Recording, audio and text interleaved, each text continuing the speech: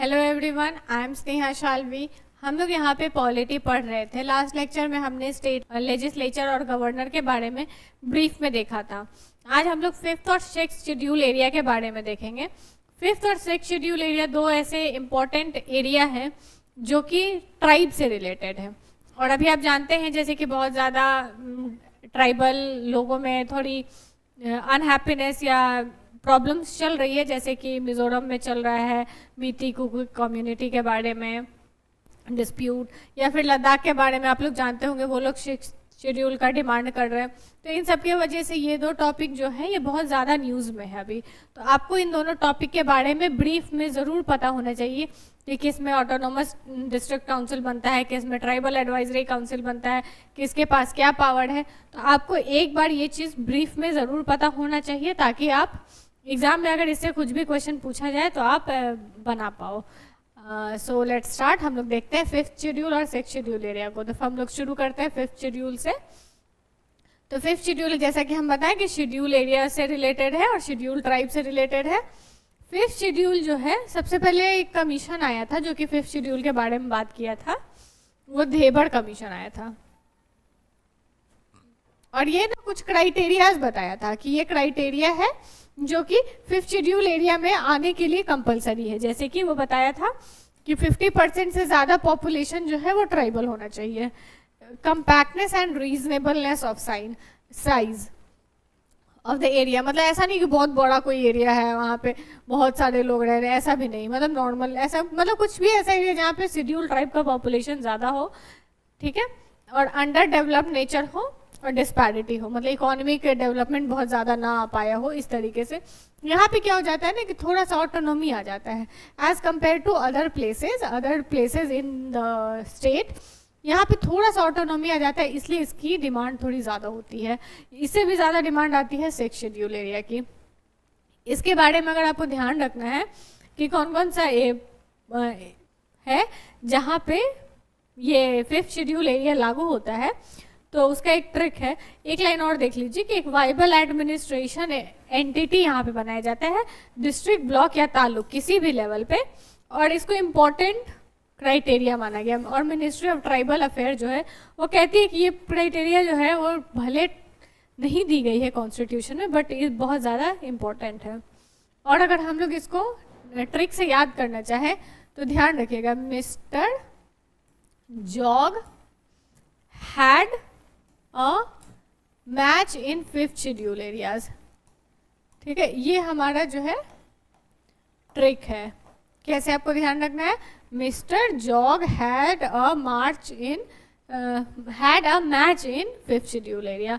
Mister में सबसे पहले एम से स्टार्ट करें तो महाराष्ट्र, फिर आर से स्टार्ट करें तो राजस्थान, जे से देखेंगे तो झारखंड, ओ से देखेंगे तो उड़ीसा, जी से देखेंगे तो गुजरात, इसके बाद क्या देखें, एम से देखेंगे तो एमपी, ए से देखेंगे तो आंध्र प्रदेश, टी से देखेंगे तो तेलंगाना बगल बगल में है, सी से देखेंगे तो छत्तीसगढ़, और एच से देखेंगे तो हिमाचल प्रदेश।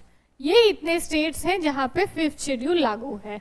और सिक्स्थ शेड्यूल जो है वो असम, त्रिपुरा, मेघालय और मिजोरम में लागू है। उसका अगर आपको ट्रिक याद रखना है तो वो होता है ATM without money, ATM machine without money. ठीक है ना, एटीएम मशीन तो है पर उसमें मनी नहीं है। अब मनी नहीं से हम लोग क्या समझते हैं, इसमें मनी कैसे लिख लीजिए, मनी नहीं है, यानी कि मणिपुर नहीं है। तो ए से क्या हो जाएगा असम, टी से क्या हो जाएगा त्रिपुरा, एम से क्या हो जाएगा मिजोरम, और एक और एम से क्या हो जाएगा मेघालय। ठीक है, तो ये हो जाएगा आपका सिक्स शेड्यूल का और वो हो जाएगा फिफ्थ शेड्यूल का। सिक्स शेड्यूल का तो आसान है, ATM without money, ATM machine without money, ATMM, money नहीं है उसमें। और इसमें होता है mister Jog had a match in fifth schedule areas. तो एम से मध्य प्रदेश या महाराष्ट्र जो भी आप पहले याद रखना चाहे, आर से राजस्थान, जे से झारखंड, ओ से उड़ीसा, जी से गुजरात, एम से मध्य प्रदेश, ए से आंध्र प्रदेश, टी से तेलंगाना, सी से छत्तीसगढ़, एच से हिमाचल प्रदेश। आई होप ये क्लियर है। आगे हम लोग बढ़ते हैं कॉन्स्टिट्यूशनल प्रोविजंस के बारे में कि यहाँ पे ऐसा क्या प्रोविजन है जो कि हम लोग देखते हैं। तो इसमें बस इतना सबसे पहले देखा जाता है कि आर्टिकल 244 क्लॉज 1 में कि ऐसा कोई भी state other than Assam, Tripura, Meghalaya और मिजोरम, यहाँ पे 5th शेड्यूल एरिया लागू किया जा सकता है। और ये 4 जो रिजर्व करके रखा गया है, ये चारों को रिजर्व किया जाता है 6th शेड्यूल एरिया के लिए। ठीक है, इज दैट क्लियर? इसको रिजर्व किया जाता है 6th शेड्यूल एरिया के लिए। डिक्लेयर कौन करेगा? प्रेसिडेंट डिक्लेयर करेंगे कि एरिया जो है वो 6th शेड्यूल है, और प्रेसिडेंट उसका एरिया जो है बढ़ा घटा कुछ भी कर सकते हैं, लेकिन only after the consultation of governor of that state. ठीक है, अगर उनको बाउंड्री बदलना है, प्रेसिडेंट कर सकते हैं, बाउंड्री बदल सकते हैं, but only after consultation of governor. ठीक है, एग्जीक्यूटिव पावर ऑफ स्टेट के बारे में अगर हम लोग बात करें तो executive power of state extend to schedule areas as well. जहां पे ये लागू हो रहा है उसको कह रहे हैं शेड्यूल एरिया। गवर्नर के पास होता है ये पावर कि शेड्यूल एरिया में कैसे एडमिनिस्ट्रेशन होगा, इससे रिलेटेड पावर जो है वो गवर्नर के पास मोस्टली होता है। इसमें ध्यान रखना है कि एक ट्राइबल एडवाइजरी काउंसिल बनती है। किसमें ट्राइबल एडवाइजरी काउंसिल बनती है? तो 5th शेड्यूल में बनती है। 6th शेड्यूल में आगे हम लोग पढ़ेंगे कि ऑटोनोमस डिस्ट्रिक्ट काउंसिल या ऑटोनोमस रीजनल काउंसिल बनती है, पर 5th शेड्यूल में क्या बनती है? Tribal advisory council. हम रिलेट करके बताते जा रहे हैं ताकि आपको याद करने में आसानी ना हो और एग्जाम में क्वेश्चन बन पाए आपसे। ट्राइबल एडवाइजरी काउंसिल हर स्टेट में लागू होती है, मतलब हर स्टेट में लागू नहीं होती है, जहाँ पे भी आप ये 5th शेड्यूल एरिया लागू किए हैं वहाँ पे लागू होती है। और इसमें मैक्सिमम ऑफ 20 मेंबर होते हैं, जिसमें कि 3/4 जो है वो शेड्यूल ट्राइब से होने चाहिए, जो कि लेजिस्लेटिव असेंबली में है। ठीक है, अब गवर्नर कैसे रूल्स बना सकती है कि नंबर कितने होंगे, मेंबर कितने होंगे, कैसे अपॉइंटमेंट होगा, चेयरमैन का अपॉइंटमेंट कैसे होगा, फिर मीटिंग्स के बारे में कि मीटिंग्स कैसे होगी, इन सब से रिलेटेड बना सकती है गवर्नर। लॉज कौन से एप्लीकेबल होंगे? देखिए, इसमें क्या होता है ना कि अगर कोई भी स्टेट गवर्नमेंट या सेंट्रल गवर्नमेंट लॉ बनाती है, वो शेड्यूल एरिया में हो सकता है कि लागू ना हो। कैसे? अगर मतलब कोई भी लॉ अगर आपको शेड्यूल एरिया में लगाना है तो उसके लिए गवर्नर का अप्रूवल जरूरी होता है। समझ में आया? गवर्नर चाहे तो किसी लॉ के बारे में बोल सकती है कि ये लॉ जो है वो शेड्यूल एरिया में लागू नहीं होगा।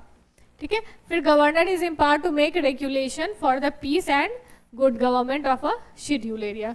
ठीक है, ये तो कॉमन पॉइंट है, ये आप गेस भी कर लीजिएगा। ठीक है, अब इसमें ध्यान रखना है regulate the allotment of land to the member of schedule tribe. पर जैसे ट्राइब वगैरह है तो उसका लैंड सबसे, उनके पास तो प्रॉपर्टी के नाम पे लैंड ही होता है, तो लैंड तो आप उनको अच्छे से दोगे ना। फिर ट्रांसफर ऑफ लैंड से रिलेटेड प्रोहिबिशन होता है कि ये नहीं कि आके आप किसी को भी जमीन बेच दे रहे हो पैसे के लालच में, क्योंकि उनके पास तो वही लैंड ही है, पैसा तो खत्म हो जाएगा। ठीक है, फिर regulate the carrying of and of business as money lender, मतलब कुछ भी अगर वहाँ पे आपको मनी लेंडर बन के काम करना है तो उसके लिए भी आपको गवर्नर से परमिशन लेना पड़ेगा, आप अपने मन से नहीं कर सकते हैं। ठीक है, अदर प्रोविजंस के बारे में अगर हम लोग बात करें तो पेसा हम लोग कहते हैं panchayat extension to schedule areas act. ये जो है ना पंचायती राज जो हम लोग पढ़े थे रूरल लोकल सेल्फ गवर्नमेंट में, जो कि 73rd कॉन्स्टिट्यूशनल अमेंडमेंट में आया था, उसको एक्सटेंड करते हैं अगर शेड्यूल एरिया में, तो उसके लिए अलग से एक्ट आया है। क्योंकि बताए ना कोई भी लॉ जो है वो गवर्नर जब तक ना बोले तब तक शेड्यूल एरियाज में एप्लीकेबल नहीं होती है। तो उसके लिए बाद में आया था panchayat extension to schedule areas act 1996। इसमें क्या बोला गया था कि ये जो पार्ट 9 उसमें ऐड हुआ था वो 5th शेड्यूल एरिया के भी में लागू होगा, but not exactly the way it is being applied other places. It will be applied in 5th schedule area with certain modifications। ठीक है, इसमें कौन कौन सा स्टेट है उसके लिए तो हम आपको ट्रिक बता दिए। क्या बताए? Mister jog had a match in 5th schedule area. ये नाम आपको ध्यान रखना जरूरी है, इसलिए हम इसको बार बार बता दे रहे हैं। अब जैसे कि अभी आप लोग, हालांकि ये मेंस का टॉपिक है, बट एक जनरल आपको आइडिया होना चाहिए कि 5th शेड्यूल और 6th शेड्यूल में प्रॉब्लम क्या क्या चल रहा है। तो सबसे पहले तो इसमें प्रॉब्लम चल रहा है कि मतलब ट्राइबल एडवाइजरी काउंसिल के पास उतना पावर नहीं होता है जितना ऑटोनोमस डिस्ट्रिक्ट काउंसिल के पास होता है, तो ये एक इसमें प्रॉब्लम होता है। फिर डिस्क्रिशनरी प्रोविजन ऑफ गवर्नर जो होता है उसमें भी क्लैरिटी नहीं है कि गवर्नर जो है वो अपना डिस्क्रिशन मानता है कि काउंसिल ऑफ मिनिस्टर का डिस्क्रिशन मानता है। फिर ट्राइबल लैंड में इंक्रोचमेंट हो रहा है, ये तो खैर आप जानते ही हैं। उसके बाद ये रेगुलेशन जो है ना TAC का, यानी कि ट्राइबल एडवाइजरी काउंसिल का, ये स्टेट गवर्नमेंट के द्वारा बनाया जाता है, ना कि गवर्नर के द्वारा, which has allowed the political parties in power to take over this body. जैसे ट्राइबल एडवाइजरी काउंसिल के बारे में अगर जो डिटेल्स है वो अगर स्टेट लेजिस्लेचर बनाएंगे तो वहाँ पे जो पार्टी पावर में होगी उसके पास तो एक्स्ट्रा पावर होगी when it comes to tribal advisory council. उन्हीं को पावर बनाना है, उन्हीं को लॉज बनाना है ना, तो वो ज़्यादा पावरफुल हो जाता है ना। हालांकि जबकि बात हुआ था कि गवर्नर ये काम करेगी। ठीक है, वे फॉरवर्ड है क्या है कि पहले तो वही जो बेसिक पॉइंट्स हम लोग लिखते हैं कि इंस्टीट्यूशनल मैकेनिज्म जैसे TAC वगैरह को आप लोग और स्ट्रेंथन कीजिए, इंक्लूसिव डेवलपमेंट इंश्योर कीजिए। इंक्लूसिव डेवलपमेंट का क्या मतलब होता है कि जितने भी लोग हैं, मतलब होता है ना लास्ट मैन जो भी लाइन में खड़े हैं उनका भी डेवलपमेंट हो। रिसोर्स एलोकेट कीजिए, कैपेसिटी बिल्डिंग पे वर्क कीजिए, पावर डिवॉल्व कीजिए, एटीट्यूड में चेंज लाइए। ठीक है, so this was about 5th schedule. अब हम लोग जाते हैं 6th शेड्यूल पे। 6th शेड्यूल में क्या हो जाता है कि वही जो 4 स्टेट के बारे में हम बताए थे, ATM machine without money, Assam, Tripura, Meghalaya, Mizoram.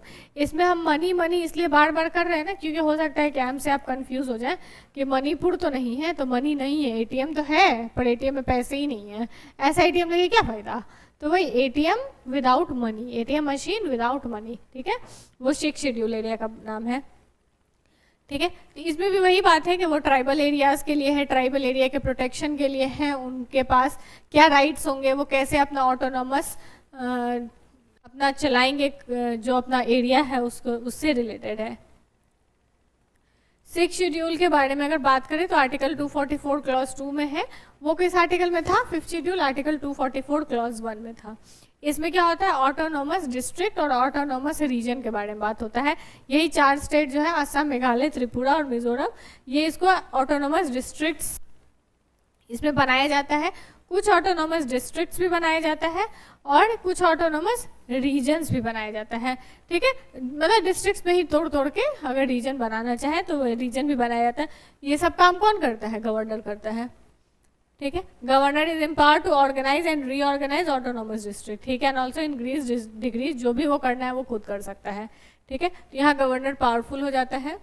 इसी 6th शेड्यूल एरिया का डिमांड चल रहा है कि ये या लद्दाख को दे दिया जाए ताकि उसके पास भी ऑटोनॉमी आ जाए और वो भी डेवलप कर सके, क्योंकि सब चाहते हैं ना development. Ladakh is the place जो कि आर्टिकल 370 के बाद डेवलपमेंट जम्मू कश्मीर में कॉम्पेरेटिवली ज़्यादा आया है, लद्दाख में डेवलपमेंट की कमी है, तो सब डेवलपमेंट चाहते हैं, तो उसके लिए वहाँ पे डिमांड हो रहा है कि हम 6th शेड्यूल एरिया वहाँ पे दिया जाए। ठीक है, इसमें डिस्ट्रिक्ट काउंसिल और रीजनल काउंसिल की बात होती है कि एक डिस्ट्रिक्ट काउंसिल होगा for each autonomous district consisting not more than 30 member. ध्यान रखना, क्या ध्यान रखना है? 30 मेंबर होंगे। डिस्ट्रिक्ट काउंसिल में कितने मेंबर होंगे?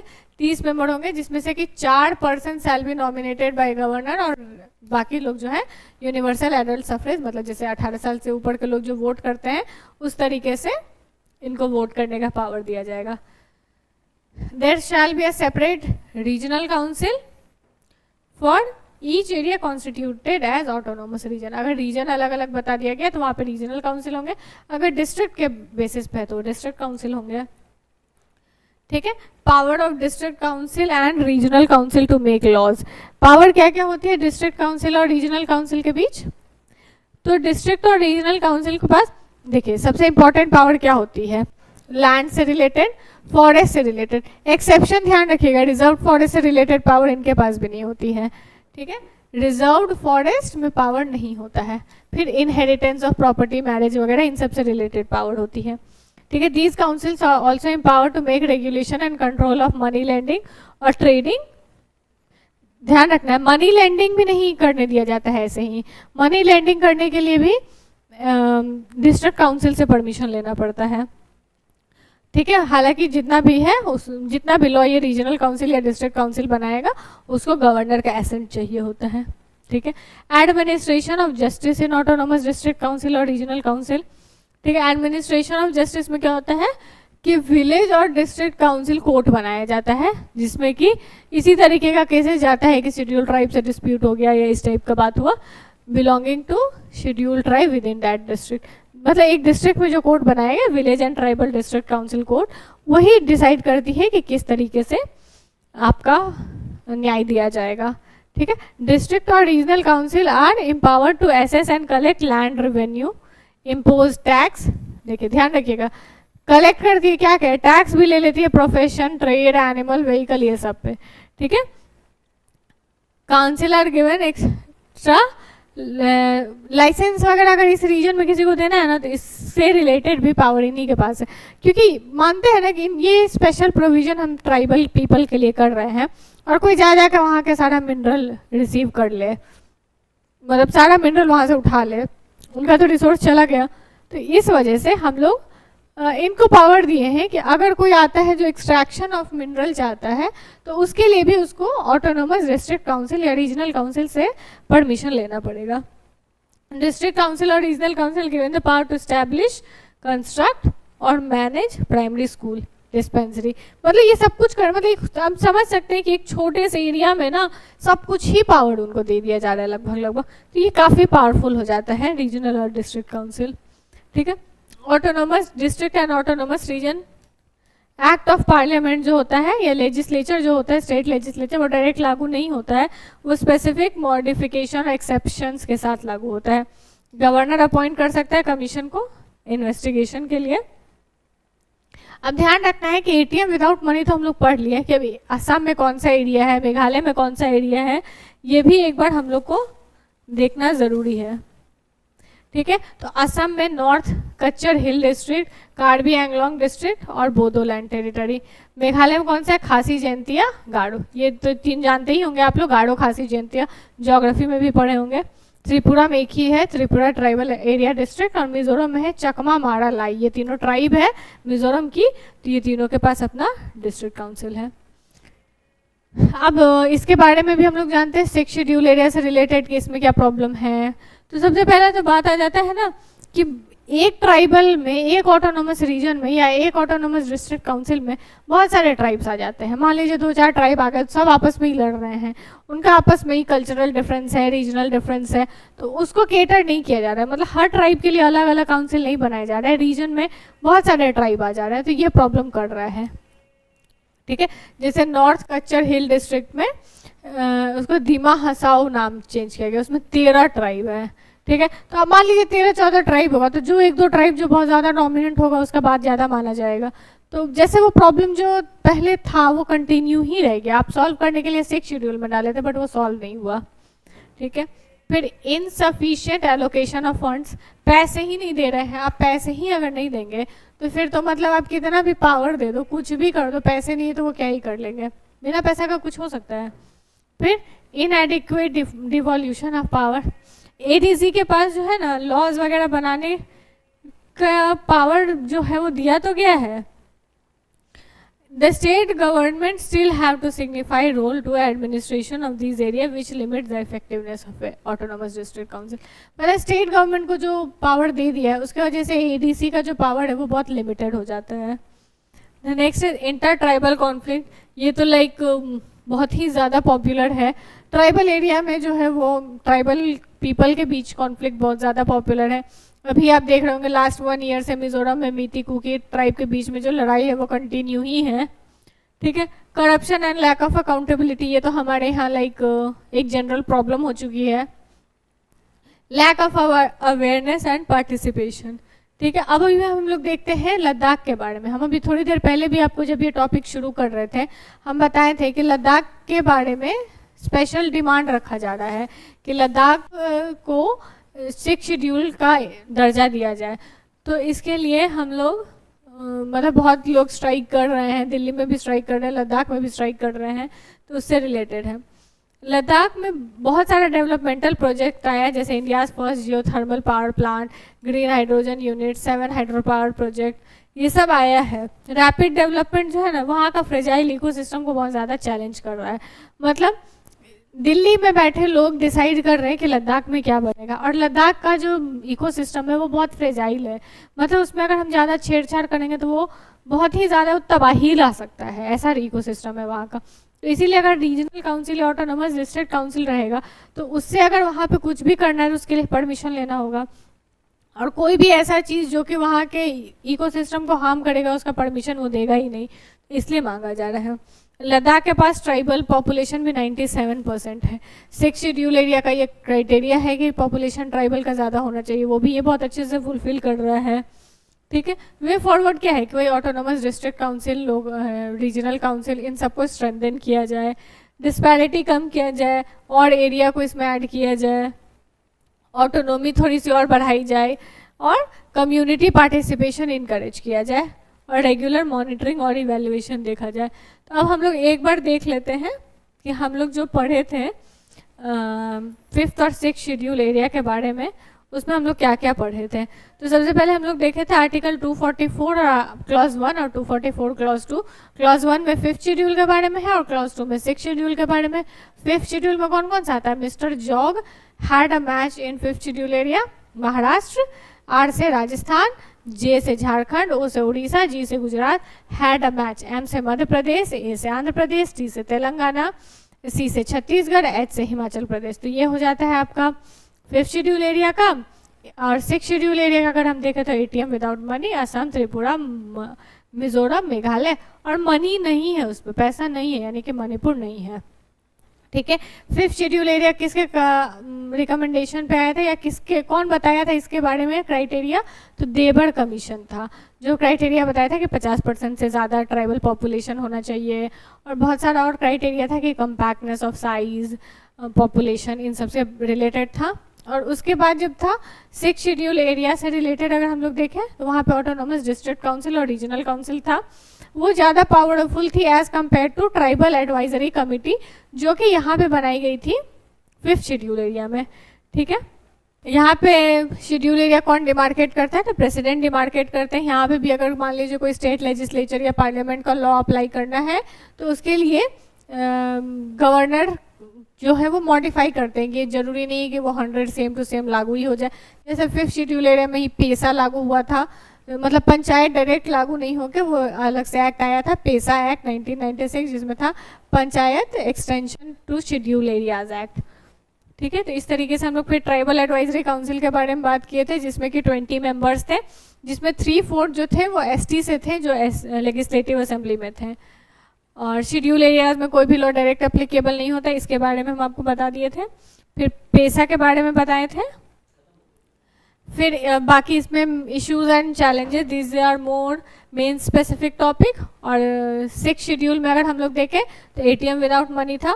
ट्राइबल कम्युनिटीज़ जो था वो ज़्यादा पावरफुल हो ज़्यादा ऑटोनॉमी मिले उसको, इसलिए उसके लिए 6th शेड्यूल लाया गया था आर्टिकल 244 क्लॉज 2 में। कहाँ था ये? अगर आप ऐसे देखें डिस्ट्रिक्ट काउंसिल वगैरह लॉ बना से, मतलब मनी लेंडर भी अगर वहाँ आएगा तो उसके लिए भी लॉ बनेगी, एडीसी या एआरसी ही अप्रूव करेगी तभी मतलब वहाँ बन सकता है। वहाँ पे कोई मिनरल के एक्सकेवेशन के लिए या किसी भी चीज़ के लिए परमिशन चाहिए तो इससे परमिशन लेना होता है। लैंड, फॉरेस्ट, सब पे इसका परमिशन होता है। रिजर्व फॉरेस्ट एक एक्सेप्शन है, ये ध्यान रखना है। ठीक है, उसके बाद हम लोग देखे थे कि प्राइमरी स्कूल ये सब वो बना सकती है, टैक्स वगैरह सब वो लगा सकती है। ठीक है, ये स्पेस देखे थे कहाँ कहाँ पे लागू है। तो मेघालय तो सबसे आसान था, गारो खासी जयंती। त्रिपुरा में एक ही था, त्रिपुरा ट्राइबल एरिया। मिजोरम का भी 3 चकमा माड़ा ला ट्राइब था। असम में आपको ध्यान रखना है कार्बी एंगलोंग, बोडोलैंड और कच्चड़। ठीक है, अब कुछ इश्यूज था जो कि ये मोस्टली मेन स्पेसिफिक टॉपिक है। So I hope this was an informative session. आपको समझ में आया होगा, इन दोनों के बीच में डिफरेंसेस क्लियर हुए होंगे। I hope you enjoyed watching this lecture. Thank you and have a nice day.